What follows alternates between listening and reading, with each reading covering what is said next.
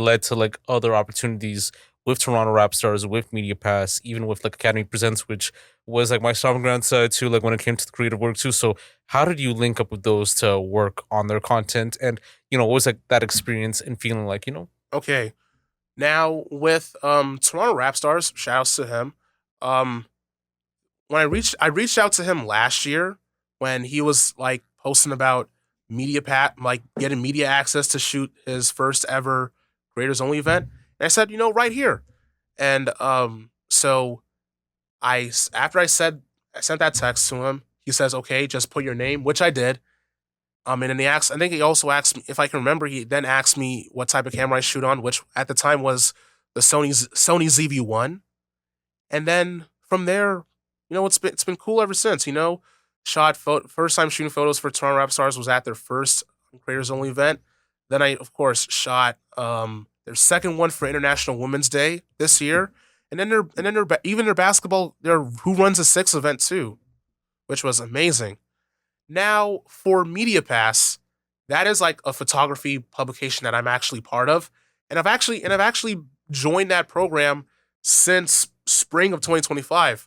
All thanks to Imani, you know what I'm saying? Shouts to you, Imani Busby, if you're listening to this. But yeah, how I joined Media Pass, the Media Pass page itself would like post, looking for like they say like, oh, applications are open for like their EAP program, which I applied to.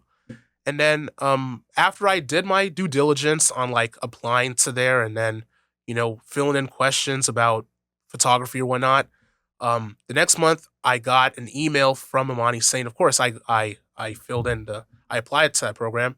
And then a few months, I think the next month after, which was in May, that's when I got accepted into the program. And really, it's been up ever since. And I won't forget and I won't forget the amazing opportunities that MediaPass gave me. For instance, the biggest opportunity I've had shooting for MediaPass was the Some Kind of Festival, day one in St. Catharines. And really, it was like very life changing because who would have known that I would go from shooting photos at like little local or big local events in Toronto to now even shooting at like at one of the major festivals in Canada, especially for one of my favorite new Canadian artists, such as Aqyila, which I've been shooting for months this year. Yeah. Whether it was starting with her, plus I even been like shooting photos of her since I first met her at the first ever Billboard Women in Music Awards. So Okay.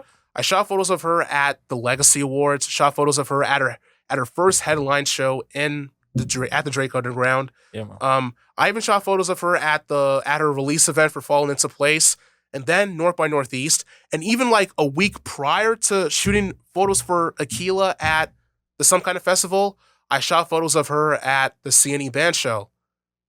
And how this happened, right? So, I was on my way back from Gavin Shepard's pop up, and I got a message, I got an email from Imani basically saying I got selected to shoot for Aqyila. So she was asking, if I'll be able to make my way to St. Cat's on that day, which I said yes. But then I became a little skeptical about it because I was like, since it's taking place in St. Catharines, how am I going to get there?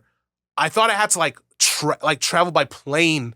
Literally, I thought I had to travel by plane to get to St. Cat's, but no. All thanks to public transit, that helped me, and I did something that a lot of people, including Imani and Aqyila herself, would consider real dedication, and that was by literally showing up, and that was by literally waking up at 4:45 a.m. in the morning, getting out the house at 5, and then taking two public transit buses to all the way to Square One in Mississauga, which I thought someone was going to pick me up to take me there, but they had a last minute change, so I didn't give up.